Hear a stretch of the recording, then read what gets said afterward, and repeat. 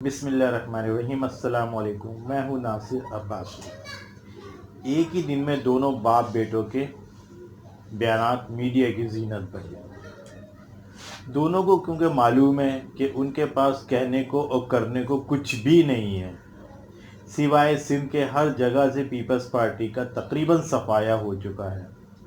پھر بھی ہمیں نوید سنائی جا رہی ہے کہ اگلے الیکشن میں پیپلز پارٹی سرپرائز دے گی۔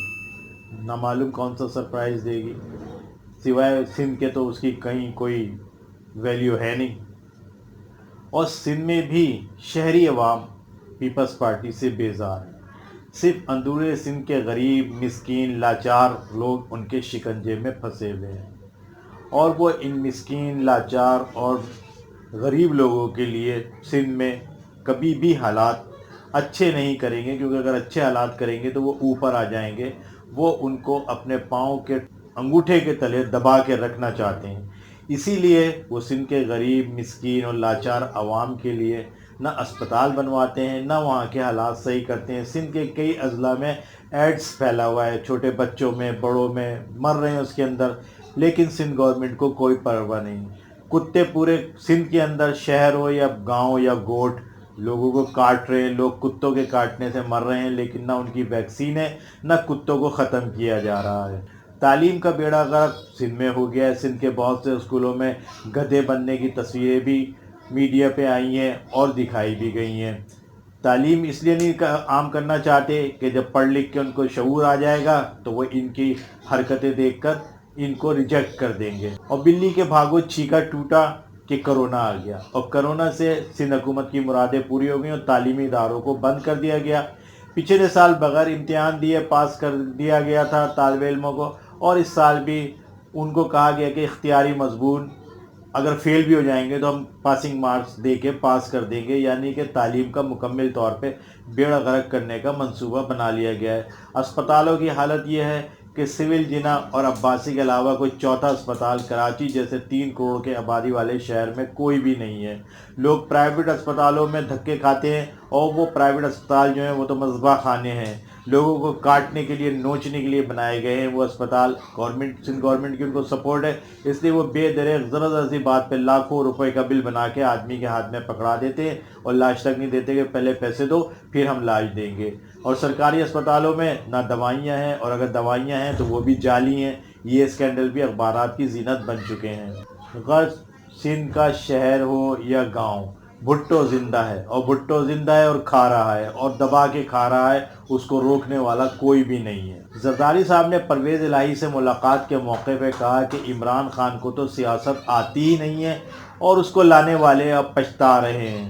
یہ بالکل انہوں نے ٹھیک کہا، کیونکہ عمران خان کو سیاست بالکل نہیں آتی، اور وہ بھی آپ جیسی سیاست وہ تو اس کو قطعی نہیں آتی۔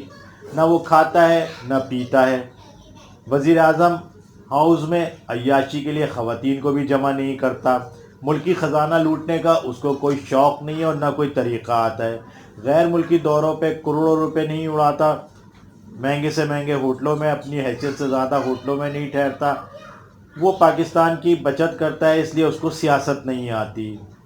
دبئی، پیرس اور کینیڈا میں جائیدادیں بنانے کا بھی اس کو شوق نہیں ہے، اس لیے اس کو سیاست نہیں آتی۔ اگر سیاست آتی تو وہ بھی ان 3 شہروں میں اپنے لیے بے پناہ جائیدادیں بنا چکا ہوتا۔ جبکہ پاکستانی سیاستدانوں کو اس چیز کا شوق دنیا کی ہر چیز سے زیادہ ہے۔ غیر ملکی ایجنسیوں کے لیے کام نہیں کرتا، اپنے ملک کا خیال کرتا ہے، اپنے ملک کے لیے کام کرتا ہے، اپنی ملک کی ایجنسیوں کے لیے کام کرتا ہے۔ غیر ملکیوں کا اعلی کار نہیں بنتا، یہ اس لیے کہ اس کو سیاست نہیں آتی۔ سیاست میں تو سب چلتا ہے کہ بس مال آنا چاہیے، چاہے ملک سے آئے، چاہے غیر ملکوں سے آئے، چاہے غیر ملکی ایجنسیوں کے لیے کام کرنے سے، ہر طرف سے مال کی برسات ہونی چاہیے۔ اس کو سیاست بالکل نہیں آتی، کیونکہ اس کی شوگر ملیں نہیں ہے۔ اگر سیاست آتی تو شوگر ملیں ہوتی۔ اس کو سیاست واقعی نہیں آتی۔ اگر اس کو سیاست آتی تو وہ بھی بینک بنا کے ملکی خزانہ لوٹتا اور بینک کے بینک لوٹ لیتا۔ یقیناً وہ سیاست میں اناڑی ہے، لیکن اس اناڑی پن میں بھی اس نے 3 سال گزار دیے، اور 3 سال تک آپ لوگوں کو گھروں میں بٹھا دیا، اور گھروں میں بٹھا کے آپ صرف بیان بازی ہی کر رہے ہیں۔ پی ڈی ایم کے ذریعے کچھ آپ نے حاصل کرنے کی کوشش کی تھی، اس سے بھی آپ نکالے گئے، اس لیے پی ڈی ایم کے ذریعے جو جلسے جلوس ہو رہے تھے وہ بھی ختم ہو گئی. جو عوام تھوڑی بہت آپ کی باتیں سن رہی تھی وہ بھی اس سے سننے سے محروم ہو گئی. اپنے گھروں میں بیٹھے بیٹھے جب آپ لوگ بور ہو جاتے ہیں، کچھ کہنے کو اور کرنے کو کچھ نہیں ہوتا، تو دل کے پھپولے پھوڑنے کے لیے عمران خان کو برا بھلا کہنا شروع کر دیتے ہیں، اور یہ برا بھلا عوام کے سر سے گزر جاتا ہے. دوسرے صاحب نے فرمایا کہ عمران خان شروع ہی سے بزدل ہے. یہ بھی حقیقت ہے کہ عمران خان بزدل ہیں. ان کو اپنی اور اپنے ملک کی عزت بہت پیاری ہے.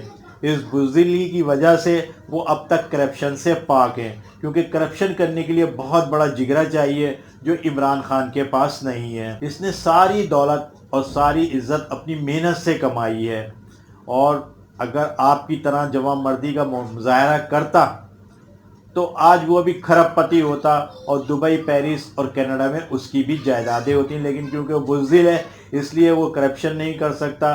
اسے اپنی عزت اور اپنے ملک کی عزت بہت پیاری ہے. حالانکہ کھاتے وہی ہیں جو آپ کھاتے ہیں.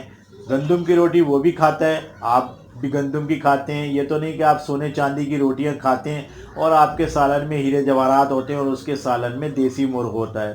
کھانے دونوں وہی کھاتے ہیں، دونوں انہی طرح کی شاندار گاڑیوں میں گھومتے ہیں، لیکن فرق یہ ہے کہ وہ بزدل ہے، اور بزدلی کی وجہ سے اس نے ملکی خزانہ نہیں لوٹا. اپنی محنت سے پیسے کمائے، اپنی محنت سے عزت کمائی. وہ عزت کی روٹی کھاتا ہے، اور آپ کس قسم کی روٹی کھاتے ہیں یہ آپ بہتر جانتے ہیں، بلکہ پورا پاکستان جانتا ہے، بلکہ پورا پاکستان کیا پوری دنیا جانتی ہے. آپ پہ تو پروگرام بی بی سی نے بھی بنا رکھے ہیں، وائس آف امریکہ نے بھی بنائے ہوئے ہیں، آپ کی بہادری کے اور آپ کے حوصلہ مندی کے، کہ کس بہادری اور کس حوصلہ مندی سے پاکستان کو لوٹ لوٹ کر آپ نے مال جمع کیا ہے. ملک کی خزانہ اور عوام کے خون پسینے کی کمائی لوٹنے کا حوصلہ عمران خان میں بالکل نہیں ہے، کیونکہ وہ بزدل ہے، اور بزدل آدمی یہ نہیں کر سکتا. ہر شریف آدمی بزدل اور بیوقوف ہوتا ہے، جبکہ ہر بہادر اور نڈر بے خوف ہر کام کر سکتا ہے، کیونکہ اس کو کسی بات کی پرواہ نہیں ہوتی. اس لیے ہمیں عمران خان کی بزدلی اور بیوقوفی اور سیاست نہ آنا بہت پسند ہے، اور ہم عمران خان کی اس چیز میں تعریف کرتے ہیں. ہماری باتیں اگر آپ کو اچھی لگیں تو لائک کریں، سبسکرائب کریں ہمارے چینل کو. ہمیں اپنی کمنٹس میں ضرور یاد کریں. ہمیں اجازت دیجیے. اللہ حافظ.